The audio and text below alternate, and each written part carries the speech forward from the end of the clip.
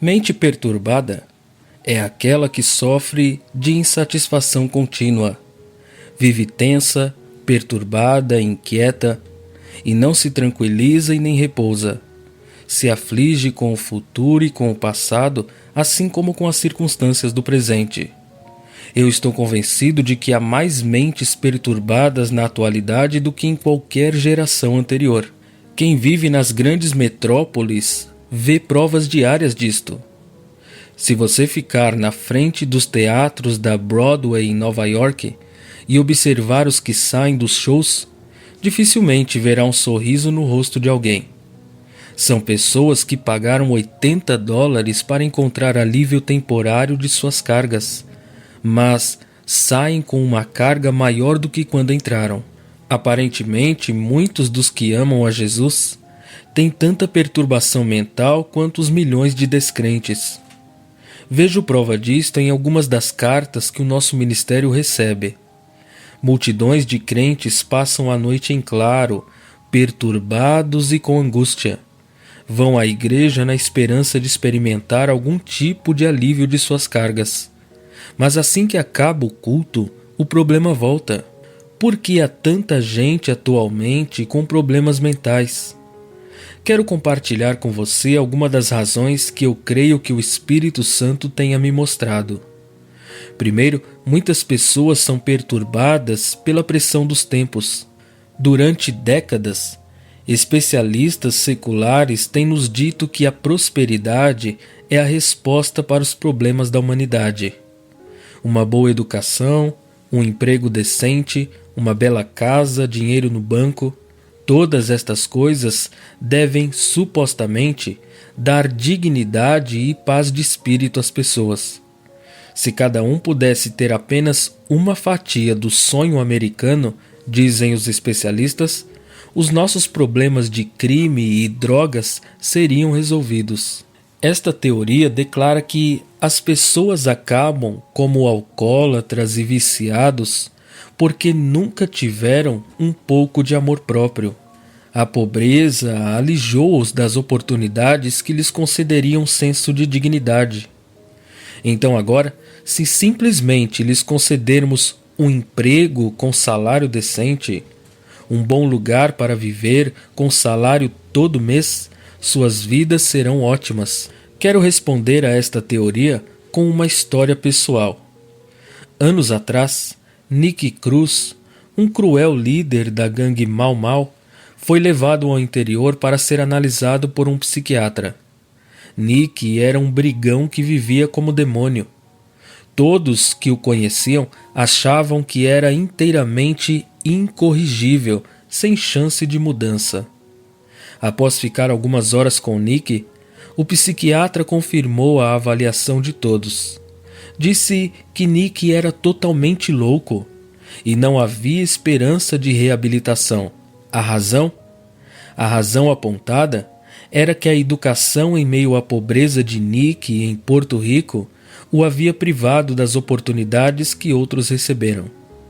A sociedade era culpada por ele ser um monstro.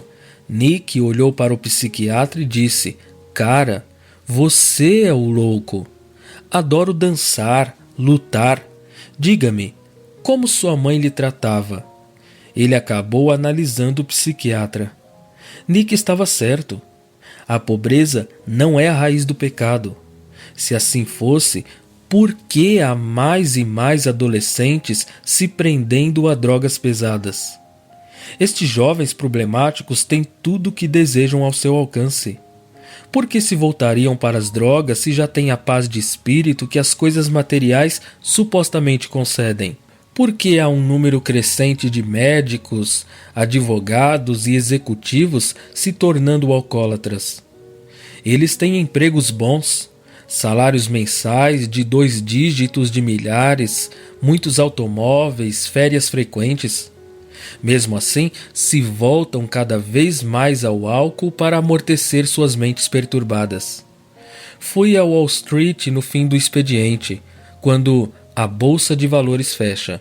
As portas então abrem e fecham enquanto os corretores saem correndo como um estouro da boiada, procurando o bar mais próximo. Eles se amontoam às dúzias nos barzinhos minúsculos de Wall Street para encher a cara, tentando afogar as emoções no álcool. Por que não estão felizes? Por que têm tantos problemas na cabeça? Eles têm tudo o que lhes disseram que precisariam para se sentirem realizados. Têm uma renda confortável, possuem casas de férias, fumam charutos de $50, bebem vinho de $300, têm carros caros. Contudo, se embriagam para conseguir aguentar pelo menos até o fim do dia. Por que estas pessoas não desfrutam de uma paz de espírito tranquila, saciada? É porque temem perder tudo. Temem que a economia entre em crise e que de repente tudo aquilo que trabalharam para acumular desapareça como fumaça. Jesus preveniu que nos últimos dias o coração das pessoas seriam atormentados pelas crises que ocorreriam no mundo. Lucas 21, 25 e 26 diz: haverá angústia entre as nações em perplexidade por causa do bramido do mar e das ondas. Haverá homens que desmaiarão de terror e pela expectativa das coisas que sobrevirão ao mundo, pois os poderes do céu serão abalados. Jesus disse que os acontecimentos que sobrevirão ao mundo serão tão assustadores que as pessoas literalmente cairão mortas por falência cardíaca. Agora mesmo estamos testemunhando exatamente o que ele previu: o caos mundial, confusão, agitação. As notícias que surgiram no mês passado, dezembro de 1998, por si só já são suficientes para afligir e causar perplexidade até nas mentes mais sólidas. O Japão, a segunda economia mundial, teve uma recessão ainda mais profunda. O segundo maior banco entrou em falência com débito de $20 milhões. Agora o governo federal intervém para assumir o banco, mas outros bancos japoneses devem logo entrar em colapso também. Alan Greenspan, presidente do Banco Central americano, afirma que a Bolsa de Valores americana está se comportando exatamente como antes da crise de 1929. Segundo Greenspan, esta especulação feroz que estamos vendo é do mesmo tipo que produziu a Grande Recessão. 5 grandes grupos industriais americanos anunciaram o corte de 50 mil empregos em apenas 2 semanas. O presidente dos Estados Unidos recebeu pedido de impeachment por parte do Congresso. Porém, a atitude da maioria dos americanos foi: e daí? Um congressista republicano disse nestas palavras: vamos esquecer o impeachment, vamos esquecer esta coisa de moral. Se tirarmos o presidente, vamos perder a prosperidade e acabar em recessão. As suas palavras refletiram a atitude da maioria dos americanos. A moral não é mais importante, pois a única coisa que importa é o dinheiro. O lema que deu emprego ao atual presidente foi: o que conta é a economia, seu bobo. Um respeitável professor de Nova York foi despedido por colocar a Bíblia em cima da mesa, deixando-a à disposição dos alunos. Ele era um dos melhores professores da cidade. A média de sua classe era acima das demais. Se ele tivesse posto uma caixa de preservativos sobre a mesa, nada teria lhe acontecido. Mas ele foi despedido por ter levado a Bíblia para a escola. Todas estas coisas são dolorosas e causam perplexidade a qualquer pessoa que ame a Jesus. Em verdade, o nosso ministério recebe montes de cartas de crentes de todo o país que se preocupam com a ruína moral da nação. Uma destas cartas veio de um pastor na faixa dos 90 anos. Ele recorda a imoralidade da década de 20 que trouxe julgamento sobre nosso país através da Grande Depressão Econômica. Ele testemunhou 2 guerras mundiais. Viu os transportes mudando de carroças a cavalo para naves espaciais. Viu a comunicação indo de rádios que chiavam para a internet. Em resumo, viu de tudo. Agora, Ele escreve que a pecaminosidade que ocorre em nosso país hoje lhe causa mais pesar do que qualquer coisa que já tenha testemunhado. Ele mal consegue absorver, diz, porque está tudo tão rápido e a profundidade da depravação está além da compreensão. No entanto, Jesus traz uma palavra de garantia a despeito de tudo que vemos ocorrendo. Ele ordena: vede, não vos assusteis, porque é necessário assim acontecer, mas ainda não é o fim. Mateus 24:6. Ele está dizendo: não deixe que nenhuma destas coisas ruins sobre as quais estou lhes prevenindo perturbe sua mente. Segundo, muitos cristãos têm as mentes perturbadas por estarem perplexos com as suas pecaminosidades, com as suas fraquezas e com as suas falências morais. Há muitas vozes no mundo hoje analisando por que as pessoas estão tão perplexas e abaladas. Mas o resultado é nada mais que uma babel de razões confusas. O fato é que nenhuma pessoa que realmente ame Jesus Cristo será abalada pela perda potencial de coisas materiais. Antes, ela será atormentada por problemas na área espiritual. Paulo conhecia a verdadeira causa das nossas perplexidades e das nossas perturbações. Ele aborda o assunto em Romanos 7. Romanos 7, versículos 15 e 19. Porque nem mesmo compreendo o meu próprio modo de agir, pois não faço o que prefiro, e sim o que detesto. Porque não faço o bem que prefiro, mas o mal que não quero, esse faço. O apóstolo está dizendo: exatamente aquilo que não quero fazer, eu acabo fazendo. Mas aquilo que eu quero muito fazer, em obediência a Deus, não me vejo fazendo. Aqui Paulo está falando a milhares de crentes sinceros. Eles estão perturbados, pois simplesmente não conseguem vencer o pecado. Querem fazer o certo, viverem santos e puros diante do Senhor, e odeiam o pecado que tão facilmente os tenta e interrompe sua comunhão com Cristo. Mesmo assim, continuam voltando para Ele. Acabam ficando angustiados, agitados, esgotados e gritam: ó desventurado homem que eu sou! Eu não quero mais fazer isso, mas pareço muito frágil para resistir. Por que sou tão fraco? E até quando vou aguentar esta luta? Será que vou ficar a vida inteira chorando um mar de lágrimas, confessando e me arrependendo e depois voltando para o pecado? Pessoas assim que amam a Jesus não estão tão preocupadas com a crise econômica ou com a crise mundial, mas estão muito mais aflitas devido à sua queda espiritual da semana passada. Eles achavam que haviam dominado aquele pecado que os assediava, mas, de repente, ele volta sobre eles com força redobrada. Agora se entristecem por haverem ferido uma vez mais o Senhor. E se preocupam: por que estou sempre caindo, quando a única coisa que desejo é agradar a Jesus? Há como se medir com exatidão a espiritualidade. Creio que podemos conhecer o nosso verdadeiro estado espiritual pelo quanto ficamos atormentados diante de nosso mínimo pecado contra Deus. Alguns cristãos se entristecem só diante do que consideram pecados grandes: adultério, uso de drogas, bebidas, palavrões. Mas a pessoa verdadeiramente espiritual sabe que nenhum pecado é pequeno à vista de Deus. E então ela se angustia toda vez que faz uma fofoca, conta uma piada suja ou conserva um mau pensamento. Ela sabe que estas coisas brotam de seu coração, do âmago do seu ser. Você pode desobedecer a Deus nestas pequenas coisas, se justificar e esquecer tudo. Mas se o fizer, nunca terá amadurecimento em Cristo. A sua justiça é medida pelo desconforto que você tem em aceitar qualquer coisa que entristeça seu bendito Salvador. Há pouco tempo, disse algo não muito cristão à minha esposa.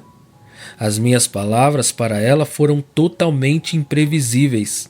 e imediatamente recebi convicção da parte de Deus. Eu sabia que a havia ofendido, então é claro que pedi que me perdoasse. Eu a abracei e lhe disse que a amava. Mas a minha cabeça continuava perturbada. Eu pensei, como fui capaz de fazer uma coisa assim tão fora do padrão de Cristo? Afinal, nunca me vi tão perto do Senhor. Nunca orei mais do que neste ano passado. Devo ser totalmente corrupto por permitir que algo tão grosseiro nasça no coração. Exatamente o que detestaria fazer, eu tinha feito. Eu não fiquei só desapontado comigo mesmo. Eu fiquei perturbado, perplexo, agitado no espírito. Fui para o escritório e me prostrei diante do Senhor, invocando o sangue de Cristo para me purificar. Neste momento, o inimigo cochichou para mim. Esse seu pequeno lapso não foi nada demais. É uma coisinha de nada. Mas o Espírito Santo imediatamente se levantou em meu coração para refutar a voz do diabo. Ele me assegurou, David, o próprio fato de estar se lamentando por esse pecado é prova de que estou operando em você. Quanto mais você se ressente diante até das menores transgressões contra o meu amor, mais perto você chega da vitória.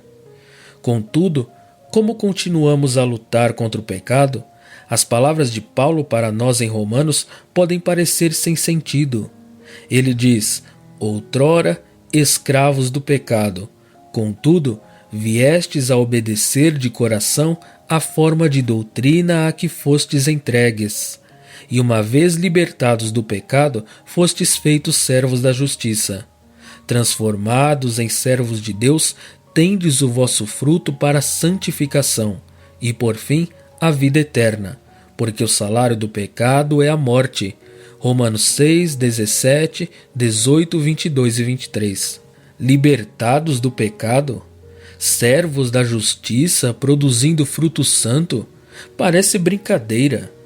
Quando lemos isto, temos de admitir com honestidade: não estou morto para o pecado. Não fui verdadeiramente liberto. Ainda permaneço sob o poder enganador de um pecado secreto. E isso me perturba. Se o salário do pecado é a morte, então não me resta esperança.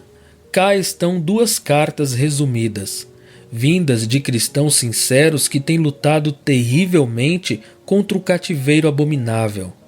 A primeira vem de um jovem. Sou constantemente tentado pelo pecado sexual, disse ele, e sempre eu cedo. Amo Jesus de todo o coração, mas sinto a presença de Deus sumindo da minha vida. Apesar de amá-lo, continuo voltando à luxúria. Contudo, eu a detesto. Choro como criança na hora que estou participando dela, pedindo que Deus me ajude a não fazer isso, mas continuo fazendo. Confio em Deus para me livrar, como Paulo diz em Romanos 7. E amo a Deus de todo o coração. Mesmo assim, sei que estou errado e me sinto fraco para mudar. Às vezes me sinto tudo bem, mas outras vezes sinto que estou sendo peneirado como trigo. Sinto-me como um Judas traindo o meu Senhor. Às vezes acho que o suicídio é a única saída. A segunda carta vem de uma mulher casada, envolvida em adultério com um homem casado. Ela diz: oro por libertação, por arrependimento, por poder. Eu prometo ser forte contra a tentação na próxima vez. Mas quando o vejo, meu amante, caio na mesma coisa de sempre. Durante anos vivi uma vida limpa, com moral. Nunca pensei que seria capaz de uma coisa destas. Mas agora me enfiei no inferno e não sei como parar. Quando leio suas cartas circulares, recebo convicção da parte de Deus. Oro e tento expulsar qualquer demônio que possa ter entrado por causa do pecado. Mas sinto-me amaldiçoada. A mente fica competindo com todos os versículos das Escrituras que falam contra o que estou fazendo. Sinto-me réproba. Estou cheia de culpa, de medo, de pânico, de nojo. Sinto-me tão só, separada e isolada de Deus.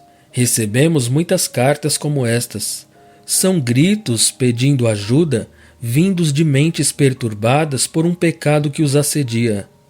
Ainda assim, devo dizer a todos os que amam Jesus e que sofrem este terror, este grito íntimo, incomodativo, esta luta na mente é obra do Espírito Santo.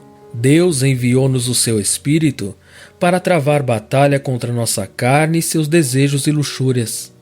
Assim, se você não se sente perturbado quando cai, se você consegue deixar a coisa para lá sem sentimento de culpa, de tristeza ou pesar, então o Espírito Santo não está em luta dentro de você. Contudo, se você está recebendo convicção da parte de Deus até mesmo diante da mais leve transgressão, você está perto da verdadeira vitória. Ele está vencendo a batalha em seu coração, produzindo uma tristeza piedosa que leva ao verdadeiro arrependimento. Terceiro, Deus providenciou o antídoto em favor da cura de mentes perturbadas. Há uma vitória à nossa disposição, uma vitória contra todas estas coisas que atrapalham nossas mentes. Está embutida em uma aliança que Deus fez há muitos anos atrás com Abraão e seus descendentes. Lucas capítulo 1, versículos 71 a 75 diz: para nos libertar dos nossos inimigos e da mão de todos os que nos odeiam, para usar de misericórdia com os nossos pais e lembrar-se da sua santa aliança e do juramento que fez a Abraão, o nosso pai, de conceder-nos que, livres da mão de inimigos, o adorássemos sem temor, em santidade e justiça perante ele todos os nossos dias. O pacto de Deus com Abraão e seus filhos é claríssimo. Ele nos livrará de todos os nossos inimigos para que vivamos sem temor, sem perturbações e em descanso, todos os dias de nossa vida. Amado, esta aliança se aplica a cada um de nós que vivemos hoje. Segundo Paulo, todos os que recebem Cristo como Senhor pela fé são da semente de Abraão. Estes filhos de Deus não são propriamente os da carne, mas devem ser considerados como descendência os filhos da promessa. Romanos 9:8. Gálatas 3:7 diz: sabei, pois, que os da fé é que são filhos de Abraão. Então, como podemos reivindicar esta promessa de aliança? Abraão fez pergunta semelhante ao Senhor quando não viu resolução para o seu dilema. Ele pergunta: o que me dará, Senhor, vendo que não tenho um filho? E a resposta de Deus: eu sou o teu escudo, o teu grandíssimo galardão. Gênesis 15:1. O plano de Deus para nós sempre foi simples. Ele diz: você não tem de ter medo de nenhum poder que se levantar contra ti. Eu vou agir como seu defensor todas as vezes. Se simplesmente confiar em minhas promessas, lançando-se aos meus cuidados pela fé, serei Deus Todo-Poderoso para você. Conquistarei todos os seus inimigos e os derrubarei à sua frente. Você será vitorioso, mais do que vencedor, e viverá os seus dias em paz, sem medo. Eu lhe pergunto, você está vivendo seus dias sem medo, em paz de espírito, com a mente descansada? A maioria de nós não vive sequer um minuto deste jeito. Entramos e saímos dos nossos momentos de paz, mas não ingressamos inteiramente no descanso de Deus. Se você está aturdido, perplexo, aflito quanto a um pecado que lhe assedia, então terá de entender: Deus não está zangado com você. Ele não está querendo lhe disciplinar ou julgar. Pelo contrário, ele anseia por lhe infundir o poder que tudo pode. Deus declara basicamente a mesma coisa em todas as suas alianças. Procuro um povo que creia que o livrarei dos inimigos. Da aliança que fiz convosco não vos esquecereis, nem temereis outros deuses, mas ao Senhor vosso Deus temereis, e ele vos livrará das mãos de todos os vossos inimigos. Segundo Reis capítulo 17, versículos 38 e 39. No Velho Testamento, os inimigos eram as nações ímpias, os filisteus, os moabitas, os hititas, os jebuseus, os cananeus. Todos estes poderes do mal procuravam destruir o povo de Deus e levá-lo de volta ao cativeiro. Hoje os nossos inimigos existem dentro da esfera espiritual. Poderes demoníacos, lascívias carnais, maus desejos. E no Novo Testamento, Deus repete a garantia para o povo: serei Deus para vocês, e vocês serão os meus filhos. Na verdade, serão meus filhos desde agora e por toda a eternidade. Portanto, lembrem-se da aliança que faço com vocês. Vocês não devem temer nenhum homem e nenhuma força, mas só a mim. Eu os livrarei das mãos dos inimigos, incluindo as pressões do demônio, lascívias que se agarram a vocês, hábitos que os dominam e todo o pecado que lhes assedia. Você pode perguntar: por que então não tenho esta aliança sendo cumprida em mim? Se você fica se perguntando por que continua caindo, por que continua a se sentir fraco e sem poder, fazendo exatamente o que detesta fazer, é provavelmente porque não confiou totalmente nas gloriosas promessas de Deus. Deus fez todas estas promessas para Abraão.